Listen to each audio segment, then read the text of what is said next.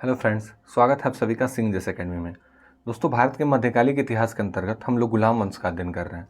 गुलाम वंश के पहले शासक कुतुबुद्दीन ऐबक का वीडियो पहले ही चैनल पर मैंने अपलोड कर दिया है। अगर आप इस वीडियो को देख रहे हैं और उस वीडियो को नहीं देखा है आपने, तो पहले उसे ज़रूर देख लें, क्योंकि उस वंश से प्राथमिक जो जुड़ी हुई बातें हैं, शुरुआत की जो बातें हैं, मैंने उसमें कवर की हैं।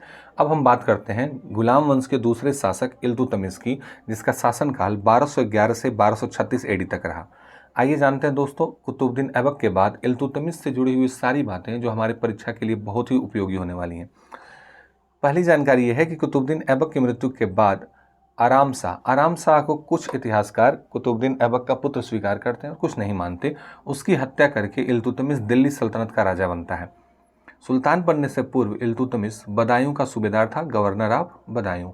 सबसे पहले सर्वप्रथम दास्ता मुक्त शासन प्राप्त करने वाला सुल्तान इल्तुतमिश था। मतलब इससे पहले आप जानते हैं मोहम्मद गोरी के कंट्रोल में कुतुबुद्दीन ऐबक था। उसकी मौत हो जाने के बाद उसने वंश शुरू किया था, लेकिन यह कुतुबुद्दीन ऐबक की मौत के बाद राजा बनते हैं, क्योंकि कुतुबुद्दीन ऐबक की मौत सडनली हो जाती है घोड़े से गिर करके, तो वो अपना उत्तराधिकारी नियुक्त नहीं कर पाता है। तो इल्तुतमिश को बाद में राजा बनाया जाता है तुर्क सरदारों द्वारा मिल करके, क्योंकि यह अभी आपने पढ़ा कि बदायूं का गवर्नर था, तो वहाँ से उसे इनवाइट किया जाता है तुर्क सरदारों द्वारा कि आइए आप सल्तनत को संभालिए। तो यह पहला एक सुल्तान बनता है जो दास्ता मुक्त शासन कर रहा था। सबसे पहले इसी ने सुल्तान की भी उपाधि धारण की। इल्तुतमिश इल्बरी जाति का, सॉरी यहाँ वंश नहीं होगा, जाति होगा। इल्तुतमिश इल्बरी जाति का तुर्क था और शम्सी वंश से संबंध रखता था। इसने अपना विवाह कुतुबुद्दीन ऐबक की पुत्री से किया हुआ था। ये उसका दामाद भी था, याद रखिएगा। कुतुबुद्दीन ऐबक के समय में दिल्ली सल्तनत की राजधानी लाहौर थी। कुतुबुद्दीन ऐबक वाले वीडियो में मैंने कुतुबुद्दीन से जुड़ी हुई सारी बातें बताई हैं। तो हाँ, मैंने बताया था कि दिल्ली सल्तनत जब शुरू हुआ तो कुतुबुद्दीन ऐबक ने राजधानी लाहौर नियुक्त की अपनी। इल्तुतमिश जब शासक बनता है तो उसे परिवर्तित करके राजधानी दिल्ली लाता है। इस वजह से इसे दिल्ली सल्तनत का वास्तविक सुल्तान कहते हैं। ठीक है। मोहम्मद गोरी के गुलाम कुतुबुद्दीन ऐबक का गुलाम होने की वजह से, मोहम्मद गोरी के गुलाम कुतुबुद्दीन ऐबक था, आपको पता होगा, और कुतुबुद्दीन ऐबक का गुलाम था ये इल्तुतमिश। इस वजह से इसे गुलामों का गुलाम भी कहा जाता है। गुलामों का गुलाम भी कहा जाता है, इंपॉर्टेंट है, याद रखिएगा। खोखर एक जाति होती है। खोखरों के विरुद्ध इल्तुतमिश ने बहुत अच्छा कार्य किया था, उनके विरोध को दबाने के लिए, उनको शांत रखने में। इससे प्रभावित होकर उस समय मोहम्मद गोरी ने उसे अमीरुल उमरा नामक एक इम्पॉर्टेंट पोस्ट दिया हुआ था, महत्वपूर्ण पद दिया हुआ था। सन 1215 में इल्तुतमिश तराइन के तृतीय युद्ध में, दोस्तों मोस्टली ज़्यादातर लोगों को तराइन के दो ही बैटल याद होते हैं। फर्स्ट जिसमें फर्स्ट वो जो पृथ्वीराज चौहान और मोहम्मद गोरी के बीच लड़ाई लड़ी गई तराइन के बैटल में, और उसमें मोहम्मद गोरी हार जाता है और पृथ्वीराज चौहान की जीत होती है। दूसरे में गोरी की जीत होती है, पृथ्वीराज चौहान हार जाते हैं।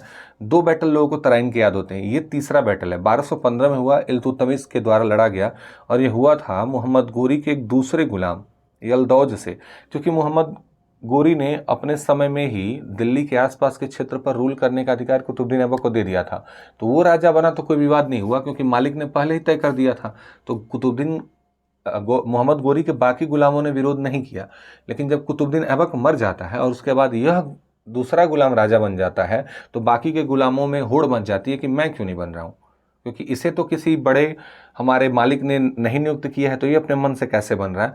तो यलदौज नाम का दूसरा गुलाम जो गोरी का गुलाम था, उसने सोचा कि कुतुबुद्दीन ऐबक के बाद मुझे बनना चाहिए, तो इल्तुतमिश कहाँ से आ गया। तो वह सत्ता के लिए संघर्ष करने के लिए तराइन के बैटल में, तराइन के तीसरे युद्ध में लड़ने आता है इल्तुतमिश से, जहां वो पराजित हो जाता है। 1217 में गोरी का एक अन्य गुलाम आता है जिसका नाम कुबाचा रहता है। कुबाचा से युद्ध लड़ने जाता है इल्तुतमिश, तो बिना युद्ध किए भाग जाता है। उसके क्षेत्र में लाहौर, सिंध, मुल्तान और उच्छ और सिंध के क्षेत्र आते थे। सिंध का जो दोआब क्षेत्र है, सिंध नदियों के किनारे के जो क्षेत्र होते हैं, दो नदियों के बीच के, उसे दोआब कहते हैं। यहाँ पर कुबाचा का कंट्रोल था, तो उस पर लड़ने, उससे हमला करता है जाकर के इल्तुतमिश, उस पर अटैक करता है।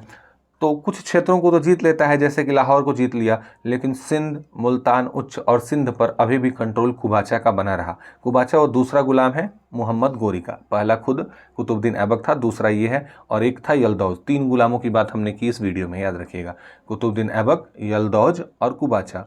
कुतुबुद्दीन ऐबक को खुद मोहम्मद गोरी ने नियुक्त किया था दिल्ली का, तो वो बन गया, कोई दिक्कत नहीं आई। लेकिन उसके मरने के बाद ये जो दोनों थे, मोहम्मद गोरी के दूसरे और तीसरे गुलाम, इनका मन हुआ कि हमें क्यों नहीं मौका मिल रहा है, तो इन दोनों ने इल्तुतमिश का विरोध किया और उससे युद्ध लड़े। उम्मीद है आपको कॉन्सेप्ट क्लियर हुआ होगा। यहाँ पे एक बार पुनः कुबाचा से युद्ध करके इल्तुतमिश समर्पण करने के लिए कहता है और समर्पण न करके कुबाचा सिंधु नदी में कूद जाता है और आत्महत्या कर लेता है। तो दोनों विरोधी थे, जो दोनों प्रतिद्वंदी थे, वो समाप्त हो जाते हैं और अब इसे कोई दिक्कत नहीं आती है। लेकिन इससे बड़ी दिक्कत आती है चंगेज खां का नेतृत्व में 1221 में मंगोल आक्रमण के चांसेस भारत पर बनते हैं, क्योंकि एक व्यक्ति होता है जिसे चंगेज खां की पुत्री से प्रेम रहता है। जब चंगेज खान की सेनाएं उसे दौड़ाती हैं, भगाती हैं, तो भागता हुआ इल्तुतमिश के संरक्षण में आता है कि आप हमारी रक्षा करिए, हमारे पीछे सेना पड़ी है।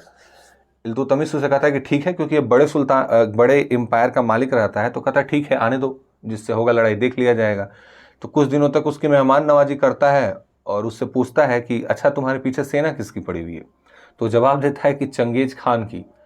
तो ये सुनते ही ये उन्हें तुरंत भगा देता है, क्योंकि चंगेज खान अपने समय के सबसे खूंखार आक्रमणकारियों में से एक है, ठीक है। और जब वो सिंधु नदी के तट पर खड़ा रहता है तो वहां से उसका एक दूत आता है और कहता है कि कृपया इसकी मदद न करिएगा, नहीं तो आपको मंगोलों का आक्रमण झेलना पड़ेगा। तो समझदारी दिखाते हुए इल्तुतमिश उसे मदद देने से मना कर देता है और अपने यहाँ से निकाल देता है। तो बड़े ही कुशलता से इस मैटर को हैंडल करते हुए इल्तुतमिश मंगोल आक्रमण को रोक देता है। बात आई चंगेज खान की, तो यह मंगोल आक्रमणकारी था जिसका वास्तविक नाम तेमुजिंग था। यह एक खूंखार उस समय की जाति हुआ करती थी, जो बर्बर हमलों के लिए जानी जाती थी, जो राज्यों पर हमला करके उसे लूट लेते थे। महिलाओं, बच्चे, बूढ़े सबके सर काट देते थे और घरों में आग लगा दिया करते थे। और कई ऐसी बातें हैं उनसे रिलेटेड, आपने जरूर मंगोलों के बारे में पढ़ा होगा। इल्तुतमिश ने तुर्काने चहलगानी या चालीसा का गठन किया। अपने राज्य को अच्छे ढंग से चलाने के लिए अपने विश्वास पात्र 40 तुर्क सरदारों को लेकर के यह चालीसा का गठन करता है, जो आगे चल करके सत्ता में बहुत प्रमुख और प्रभावशाली हो जाते हैं। अब यही प्रॉब्लम क्रिएट करने लगते हैं आगे चल के। इल्तुतमिश ने उसे बना दिया, लेकिन आगे चल के ये प्रॉब्लम क्रिएट करने लगते हैं। इसके समय तक बहुत अच्छे थे, उसकी मदद करते थे क्योंकि इसी ने बनाया था। इल्तुतमिश ने इक्ता व्यवस्था की शुरुआत की थी। इक्ता व्यवस्था क्या होती है? इसमें सैनिकों को हम कैश में वेतन न दे करके, नगद वेतन न दे करके कुछ भूमि दे देते हैं, और इस तरह से जो भूमि उससे प्राप्त हो जाती है उसे इक्तादार कहा जाता था। जितनी बड़ी सैलरी तो उतना बड़ा जमीन मिलेगा और उतने बड़े आप इक्तेदार कहलाएंगे। एक और बात इंपॉर्टेंट दी हुई है कि अलाउद्दीन खिलजी वो पहला सुल्तान बनता है जिसने सैनिकों को नगद वेतन देने की शुरुआत की। जब अलाउद्दीन खिलजी पढ़ाएंगे हम, तो उसके बारे में आपको बताएंगे कि अलाउद्दीन खिलजी ने घोड़ों को दागने की प्रथा, सैनिकों को नगद वेतन देने की प्रथा, बाजार नियंत्रण की व्यवस्था, ऐसी बहुत सारी चीज़ें अलाउद्दीन खिलजी ने अपने समय में की थी। मकबरों का निर्माण कराने की वजह से इल्तुतमिश को मकबरों का जन्मदाता भी कहा जाता है। इसने सबसे पहले मकबरों का निर्माण करवाना शुरू किया, तो मकबरों का जन्मदाता भी इसे कहा जाता है। अब यह बात आप पिछले वीडियो में भी पढ़े थे कि कुतुब मीनार की पहली मंजिल का निर्माण होने तक ही 1210 में चौगान खेलते वक्त घोड़े से गिर जाने की वजह से ऐबक की मौत हो जाती है। अतः इल्तुतमिश ने कुतुब मीनार का बाकी का निर्माण करवाया। फिर कह रहा भाई कि बामियान अभियान पर आक्रमण करने के लिए एक बार जब वो जा रहा था तो रास्ते में वो बीमार हो जाता है।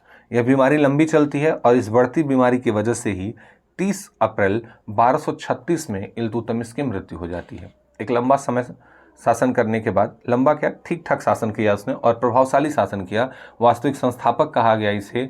इसने अपने साम्राज्य का विस्तार भी बहुत अच्छे से किया और एक बीमारी की वजह से 30 अप्रैल 1236 में इसकी मृत्यु हो जाती है। सुल्तान के पुत्र 2-3 थे। इसका एक पुत्र बंगाल में अपने पिता के प्रतिनिधि के रूप में शासन कर रहा था। वहाँ सुल्तान से पहले ही 1229 में उसकी मृत्यु हो जाती है और बाकी के पुत्र सुल्तान ने योग्य नहीं समझे शासन के लिए, इसलिए अपने मृत्यु शैया पर जब मर रहा था तो उसने अपने बेड से ही अपनी पुत्री रजिया को अपना उत्तराधिकारी नियुक्त किया और यही उसकी पुत्री आगे रजिया सुल्तान के नाम से प्रसिद्ध होती है। तो अपने अगले वीडियो में हम बात करेंगे रजिया सुल्तान और उससे जुड़ी हुई सभी महत्वपूर्ण बिंदुओं के बारे में। ये वीडियो आपको इन्फॉर्मेटिव लगी हो, पसंद आई हो तो वीडियो को लाइक करें, चैनल को सब्सक्राइब करें। जल्द मिलते हैं इस सीरीज के अगले वीडियो रजिया सुल्तान के वीडियो में संपूर्ण जानकारियों के साथ। तब तक के लिए शुभ रात्रि, धन्यवाद।